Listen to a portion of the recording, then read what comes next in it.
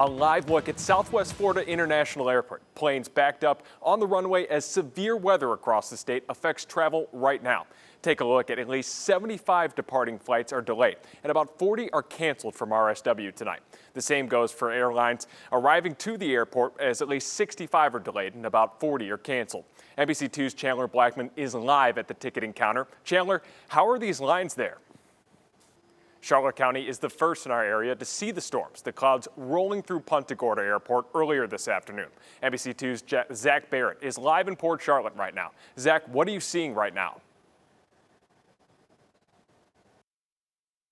Thanks, Zach. Remember, before the storms intensify in your area, be sure to secure your boats and jet skis. Venice Police Marine Unit found this jet ski washed up ashore near Tarpon Center Drive. Officials say that it broke down during last night's round of rain. Thankfully, the rider was able to reach the jet ski and no one was injured. Today's severe weather also affecting some events in our area. The Harborside Brass concert in Punta Gorda has been pushed back to next Sunday. Now, all three shows will take place next Sunday, April 18th at noon, 3 and 6:30. Tickets are still for sale for the noon concert. Of course, now is the best time to download the NBC2 News and Weather app. You can see how the power of Southwest Florida's only live Doppler radar in the palm of your hands. The apps are free to download and on the App Store and Google Play. Shots fired in a Lehigh Acres neighborhood. Lee County deputies swarmed the area late last night, investigating where these shots came from. All this happened on the corner of 30th Street Southwest and Ada Avenue. NBC2's Brad Hamilton is uncovering what neighbors witnessed. Some neighbors here say that patrol cars lined this street late last night. And as you can see, crime tape still remains from an investigation that no one here could have ever seen coming. I was shocked, because this is a really quiet neighborhood. Jeffrey Jean-Baptiste was coming home from work when he was met with a shooting investigation just steps away from his home. I see police tape masked up, and I see a police car and the lights were on. And a 32-year-old motorcyclist died after crashing into a pickup truck.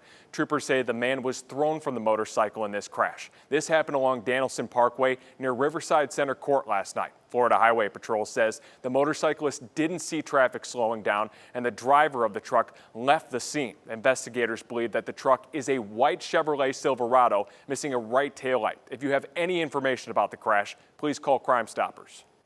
Waste Pro has until tomorrow as a submit to action plan to Cape Coral City Council about how they're going to deal with trash pickup. The company confirms that it hired contractors to help get caught up with bulk pickups. Gaston's is one of 3 contractors helping Waste Pro right now. Our crew says that one of the trucks picking up piles of items like mattresses, furniture in Southwest Cape. Mayor Gunter has also requested Waste Pro give monthly updates at council meetings. Looking ahead, the Collier County man accused of participating in the Capitol insurrection is back in court tomorrow. This comes after a judge denied Christopher Worrell's request to be released from jail.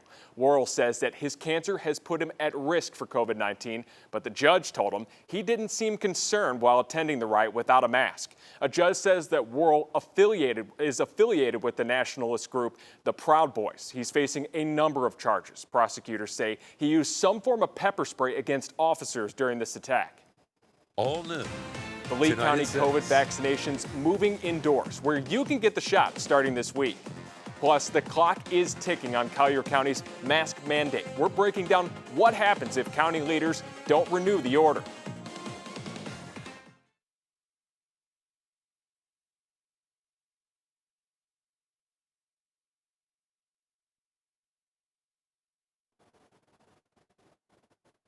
You have a chance to book a Moderna vaccine appointment in Naples tonight. The reservation line is open from 8 until 8:20. Yes, that's only 20 minutes to book your spot. Please call the number on your screen at 239-260-3087.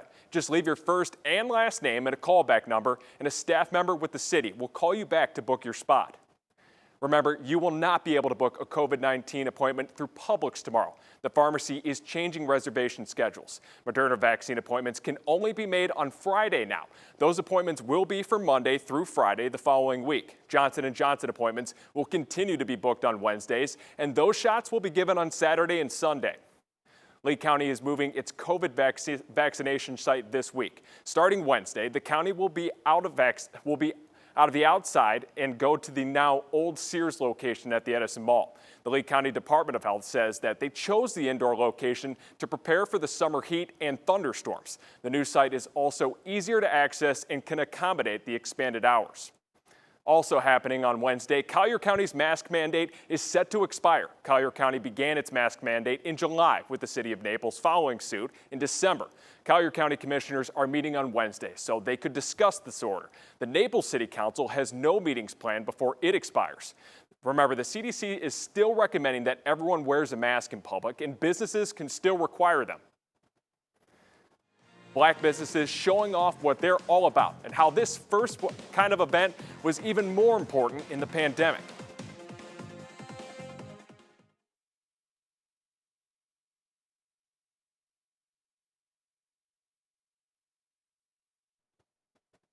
Well, today was the last day Black-owned businesses and nonprofits got a chance to show off what they're all about. This was part of the first ever Southwest Florida Black Expo. It was hosted by Dunbar Festivals Committee. NBC2's Chandler Blackman talked with business owners still recovering from the pandemic and about the impact that this event had. These are just some of the many businesses and nonprofits on display, a push to celebrate and highlight minority-owned businesses in our community. I see you. The main goal is keep them all alive because this is where our business resides. Like many, Black business owners are... The severe storms hitting us right now left a path of destruction in the south. Check this out. A roof collapsed at a home in Mississippi. My goodness. The family was sitting right inside at the time, and surveillance video captured the moment. The family says they felt the house shake, and moments later, the roof came crashing down. The homeowner says that the large tree toppled over onto the chimney, leading to the collapse. Well, and the rain can't stop baseball when you play in a dome, and Cape Coral native Mike Zunino was feeling it at the plate today. And the Everblades wishing they were feeling it in Jacksonville. A rough weekend. Now behind them, we'll be breaking it all down next.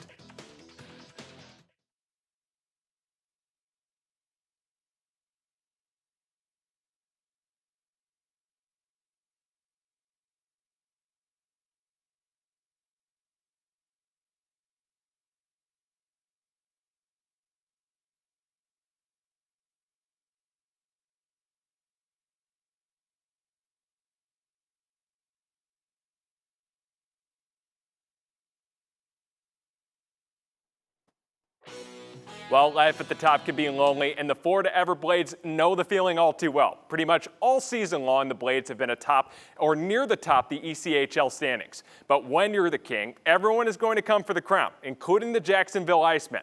These two teams exchanging fistcuffs just for 4 minutes and pretty much par for the course.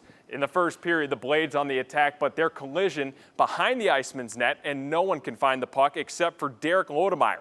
He's off to the races and beats Devin Cooley on a breakaway, 1-0 Jacksonville. And to the second, the Blades still down a goal, and Cooley keeps it that way with a big blocker save right in front of his own porch. In the third, Jacksonville nursing a 2-goal lead, but Jordan Stanbrook serves up a one-timer that finds the back of the cage. Jacksonville would respond later in the third, and the Icemen would take this one 4-1.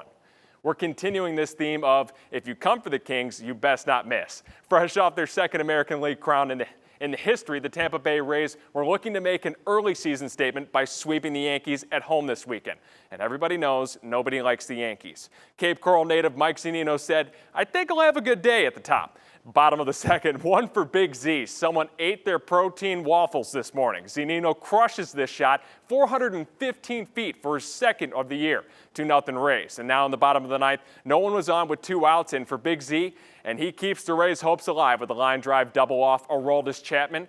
The Rays would end up straining him at second, though, and Chapman would strike out the side. And it doesn't rain inside the Trop, but it was pouring as the Yankees scored 4 in the 10th, and that would do it. Your final in this one, 8-4, Yankees avoid the sweep.